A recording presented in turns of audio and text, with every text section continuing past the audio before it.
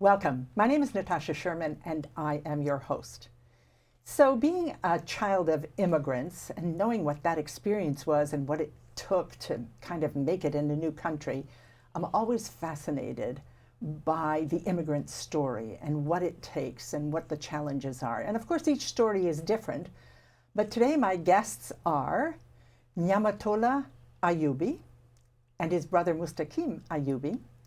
And I have to say, I first met them at the Afghan Grill and Kebab on Route 33 in Hamilton, and fell in love with their food, fell in love with their passion for their food, with their customer service, with the heart that they pour into it.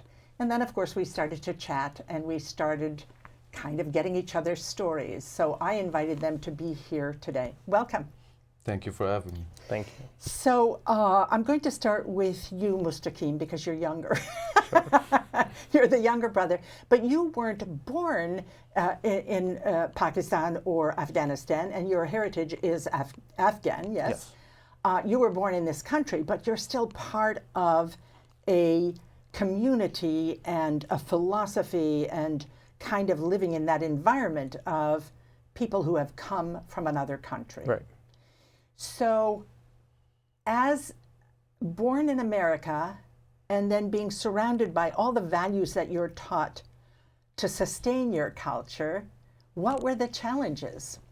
I think the biggest thing for me growing up in this country, having that exposure to a large family and coming from, immigrant background, as in my parents and some of my siblings, I think it was a little different from the way the normal culture was, or the normative culture in America. But if you would go home, you would feel like grounded. You'd have your family there to be able to to provide for you that companionship and the company, and being able to share experiences and memories and stories with so many people with so many different backgrounds, because our family comes from so many different places in the world, not just in Afghanistan. But number one, I would say, I was discussing with one of my friends one time of like, am I part of like American culture or Afghani culture? But to that, I would really say it's a mixture of both, because like you have exposure to like so many cultures in your life, and I found it as like a great blessing to be able to see so many different perspectives in life. And it wasn't challenging like to a certain degree, but I would say it was a little difficult to figure that out like throughout the years. And I feel like I probably came to that realization recently in my high school years, just like thinking about family and my place in this country and my identity in this country. It's really great, and it's so interesting because, and I'm sure everybody's experience is different, but you clearly are open-minded and kind of look to pick the best from each of them. And again, growing up, you create an identity, and so what's your identity? Am I American? Am I Afghan? And it's like weaving those together and identifying with the pieces that really appeal to you. And to me, it sounds like one of the biggest things is living in an extended family where there are a lot of people and you're all very family oriented. And it's like you say, when you come home, you're grounded, like, oh, I can relax. Like this is my grounding. And then you could go out and, learn other things. Right. Yeah. So, so now I turn to the older brother, and you were born in Afghanistan. Yes. Yeah. And then at 2 years old, was it when the Russians invaded? Yes, I was born on 1979. Yes. And that's when Russian invaded, right in the same time frame. So 2 years old, we moved to Pakistan, Karachi, and then I was there. I did my high school there.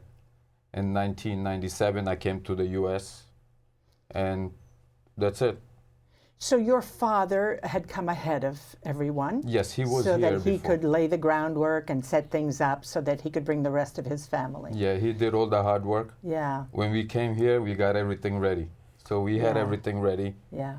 But the people who came before, they did all the hard work. So, you know, when they came, you heard a story, I came with $100 in my pocket. I came with 200 in my pocket. I came with 5. And then you see they worked hard. They live in the same place where they work. And try to do good for their family. And from what I've observed, because your Afghan kebab and grill is my favorite place to eat, so I'm there a lot. And from what I observe of you, you have this incredible work ethic. So it's, yes, your father prepared it and you moved into it, and you know, you didn't have to do what he did, but you work hard. Well, you have to work hard. You have to work to have food for your kids. If you don't work, then I'm sorry, you won't do anything. You just stay home. Yeah. But I like what I do, so do what you like. If you don't like it, don't do it. Yeah. I love cooking. I love eating the food. Well, thank you for coming, and thanks that you like it. But yeah, I love working, and I Yeah. love cooking, and I'm there almost 5 days a week. Even on my day off, I go, and the kids say, "Please take us somewhere." And then I have to take some time off, like the other day. So I took him out, and Yeah. yeah. So the other thing is, you know, one of the things that comes through to me is that when I come there is your passion for what you do and your passion for your customers. And that's very rare, because sometimes people will do what they need to do to make money, but you seem to be really invested in your customers. Well, it's not always about money. It's not always about money. It's respect. You want to treat people right, and you want to be treated right. So if you treat right and you get treated right, and Yeah, it works. yes. So it's very interesting to me. So Mustaqim, you kind of were born here, and here's your brother who, you know, kind of came here a little younger than you are now, but you had very different backgrounds. Does this impact how you perceive life? Not how I perceive life, but I would say, you know, being exposed to, you know, seeing my family grow up the way they do and work the way they do and their work ethic, I think it's all aligned with like one sort of mentality that comes out of it. And it's, you know, something I got out of it is like, and it's aligned with Afghan culture too, is service for people and hospitality, and, you know, sharing that, you know, sharing food with people and being able to have conversations over chai and other foods that, you know, naan, whatever it may be. But in terms of perspective of life, I would say, yeah, there are some differences maybe in upbringing and maybe in terms of what I'm doing throughout the day. But I would say that we share similar mentalities or moral code rather. Yeah. Yeah, interesting, because I was the youngest, and I know sometimes when I talk to my sister, it sounds like we grew up in different households, you know, and I often say, well, I was the youngest. By the time they got to me, they were tired. They just kind of left me alone to do what I wanted to do, you know. So there is something about that. But I think, as you're talking about, it's kind of the ethics and the values that you have in common. Yeah. Yeah, but there are like, it's a little more nuanced. It's not, you know, just cookie cutter, you know, we all share. Yes, there are different ways, like, you know, things we were exposed to, whether it be like school over here or just, you know, even to the extent of like seeing family and living in a third world country. I haven't actually lived in a third world country. I've visited, but I haven't, you know, there's some things that maybe I don't have that maybe my brother would have, or maybe some things I would have that my brother wouldn't have. Sure. So, yeah. So, you know, you came when you were a teenager, 15 or 16, yes? 16, yes. Yeah. So that's a very ripe age for a lot of things to happen. Yes. So you came here, you didn't speak any English. No. So what was that like? It was tough, a little bit hard, I did go to school for 3 months. I did high school back home, and until 10. Then I came here. I did school for 3 months for English classes, and after that, I started working in a restaurant. We had a restaurant in downtown Trenton, and I was there from 7 till 5. I would go with my father, come back. I didn't have a car, no license. Wow. So in the beginning, it was a little bit tough for me too. But I had my cousins here before, so they will take me to places with them. So that's how I learned to get with the flow. Yes. To go to fit in. Yeah. You have to fit in. If you don't fit in, it's going to be very tough. When you first arrived, did being in America, was it a match for what you thought ahead of time? No, or was it's it? Yeah, tell me about that. different. What was different than your Over there, imagination? Movies, Tom Cruise, Rainbow, big buildings in New York. So when I came here, and I was looking for buildings, I said, "Where is all the buildings?" You know, New Jersey doesn't have that many buildings. And it was summertime, hot time, and we were passing. I saw Wawa. Oh, Wa. In our language, Wawa means very good, very good. And I looked at it, I was like, Wawa, there you go with the beginning. America is the beginning. Fresh start. Welcome to America. Very good, very good. That means welcome, welcome. And I'm blessed. That's it. I'm very, very lucky to be here. I don't know if I stay there.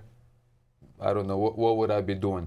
Yeah. Here I have family. I have house, thanks God, business, car. I can get what I want. So it's beautiful. God bless me here. Oh, yes. Yeah, that's great. So was there any time in your youth that you kind of rebelled against, like, you know, typically in this country, we go through the rebellious stage, you know. We don't buy into our parents' values. We're, of course, teenagers. Of course. You know, I came with this mindset that I'm going to America. The things over there that you can do. Over there was just school, home, and then play kids outside.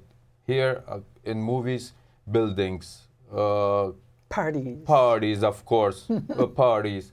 And friends. And cars. And loosey-goosey, kind of. You know, here's different. But what you see in the movies over there, you want to get to America fast. Yeah. You just want to get to America. And once you get here, there's the bills start. Yes. The bills start non-stop. You make it and you pay. But back home, there's not much bills over there. Here, when I came, I didn't even know what the insurance is. Car insurance. Wow. So one day I got pulled over. That's a funny story. 12 o'clock in the morning, I stole my father's car key. And I didn't have a license, but I know how to drive. So I went with my buddies outside partying. 3 o'clock in the morning, coming back, music loud, the windows down, and the police pulled me over. So he asked me, can I see your license, insurance, and registration? And with my broken English officer, if I tell you true, I can drive, but I don't have license. He said, oh yeah, you don't have license, okay. License and insurance. I said, what is license and insurance? I didn't even know license and insurance, I swear. They said, okay. They stepped me out. He said, if I want, I can give you a bunch of tickets, but I won't do that to you. You just call your father to come pick you up. You can leave the car here. The very good police officer. He didn't give me no tickets. Wow. I was lucky. You were very lucky. And then I called my father. Back then, there was no cell phones or anything. I had to look for payphone in a quarter. Luckily, I found the payphone. And I called him. He said, where are you? We're calling from this time. And then he came pick me up. And was he? Well, of course. I don't want to say that story, but yes, of course. But there were repercussions, yes, right? yes, of course. So did you go through any rebellious stage where you kind of veered off? Well, not necessarily. I mean, I think obviously like everyone has that in their life, or Sure. but I feel like I was just like mostly focused on, you know, my education or school or just maybe even friends. But I haven't really like, you know, gone out of my way Right. and like Right. left the house or something, or Sneaked out and Yeah. stolen a car. well, I mean, you know, you have your situations where you're Yes. like, okay, I'm gonna They leave. were born My and parents raised. don't know I'm out. That's Yeah. They were born here. Yeah. They had everything very easy. I mean, Right. Relatively. Yeah. yes. Relatively. Just different challenges. Yes, Yeah. different challenges. Absolutely. But not like over there. It's different lifestyle. Yeah. There's different lifestyle. A customer came to my store, and we were talking. You know, I love to talk to people when they come. I would like to know what the, you know, sometimes you think only you have the problems. Yeah. But if you listen to more people, you forget about your problems. Yeah. So that's why I like to talk to Right. people, you know, get to know them. So he was telling me about their grandkids. Like they got it so easy, and whatever they ask for, they have it. I say, my friend, do me a favor. Send your grandkids to my country for 1 week. When they come, I swear they will listen to you. Yeah. They It's will a listen different to you. perspective. Yeah. And you know, they hear about it, but they don't experience it.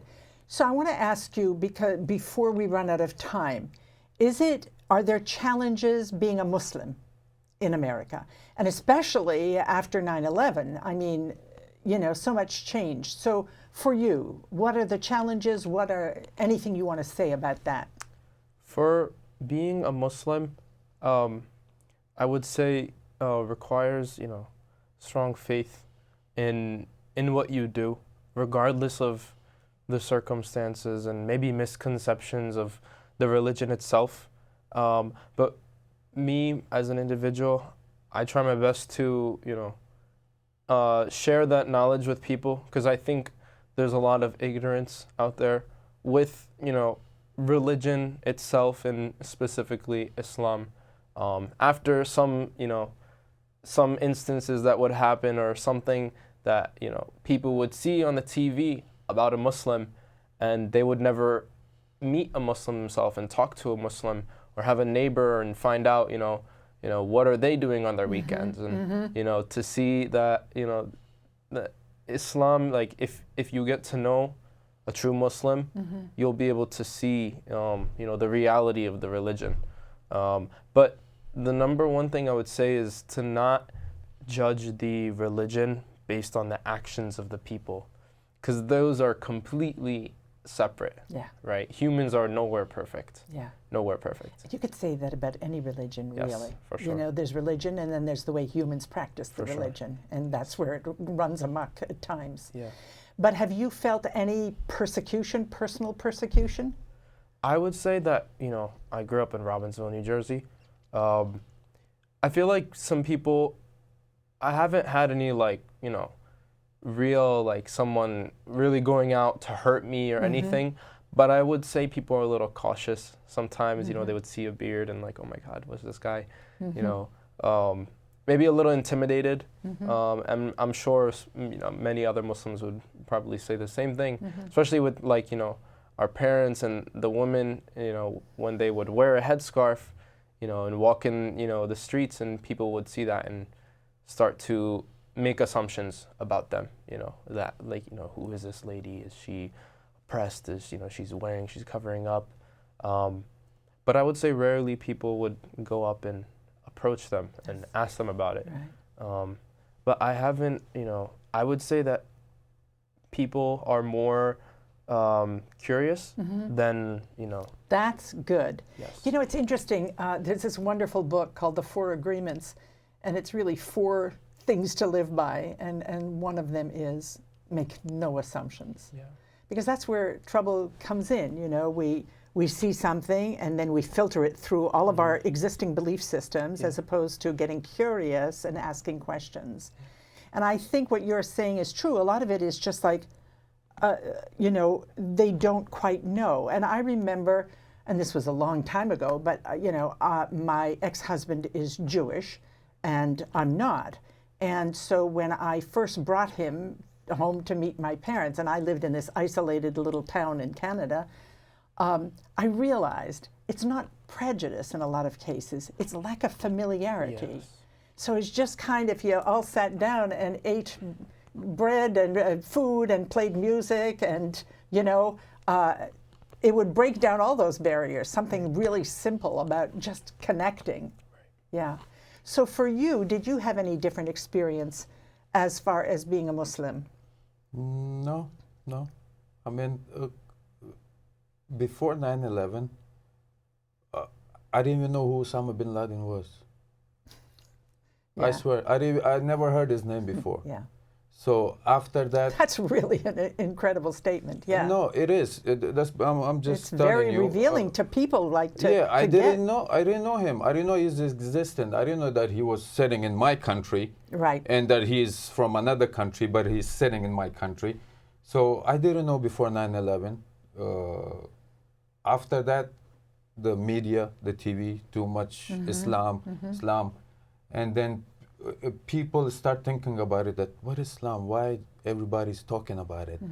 If you want to know about Islam, visit a Muslim. Yes. Ask him a question. Don't be scared. Just Yes. ask him a question. Why you are like that? Yeah. And he will tell you why Yeah. is he like that. Yeah. Which is not. He's not like that. He's just a regular person like you are. But people aren't trained to take the time to learn and explore. So the media Yes. feeds us these one-liners, and one then, side. Yeah, and we're brainwashed, and we make that's it. assumptions. Yeah. We like to party. We like to eat. We like coming. Yes. It's called being human. Yeah. Yes, being human. Yeah. So, but there's some people, they don't go out to the house, just watch TV, and just they get that from there. Yeah. And if you want to know a good Muslim, when you go to their house, then you will find out what Islam is, Yeah. what Muslim's supposed to be. But there's a lot of Muslim who's not following. Just like Christianity, just like it's any every other religion, every and then religion. we paint it with one paintbrush, as opposed to each individual has their own way of practicing their religion.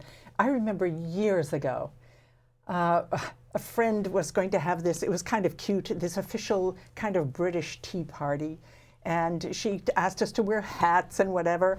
And so we were sitting around, and something came up about Hindus, and they worship cows. And I said, that's not really it.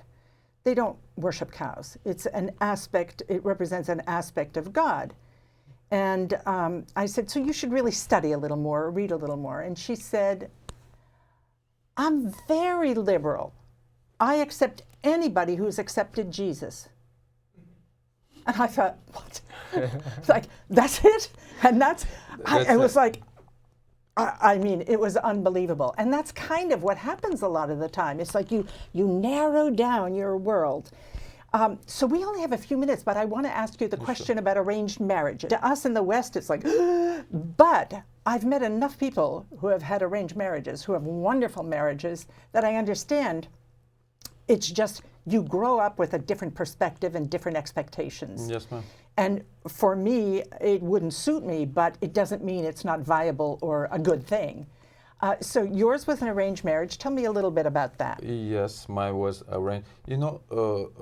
Arranged marriage and love marriage is basically same thing. It's same thing. You get married first, and then you love after. Yeah. And you love first, you get married after. Yes. So, and then you stop loving. And then you stop loving. But I mean, everybody has their own opinion, Yes. their own. Me personally, very happy with arranged marriage. Yeah. I would want my kids the same, because you know what, your parents don't want bad for you; they want good for you. So when they go to buy something for you, they will get the best thing. They will get the best thing for you. They won't get something that you will get hurt from it. Yeah. So yeah, I think in So my you opinion, trust them to find absolutely. someone. And how long have you been married? 15, 16 years. And you're happily married. Absolutely. Yes, ma'am. And you learn to love one another. Yes, ma'am. And after all that time, we can't live without each other. And that's Pretty love. incredible. This is love. Yeah. That's love. And the other is just love in the beginning, after, because you don't know each other. Yeah, and I once said, just, it's because in our Western culture, we start up here in euphoria and hormonal bliss and whatever else. Mm-hmm. And then there's only place to go is down, or to hopefully learn to integrate all the other things. But you're right. Yeah. Your relationship to that is that it's fine, it's perfect?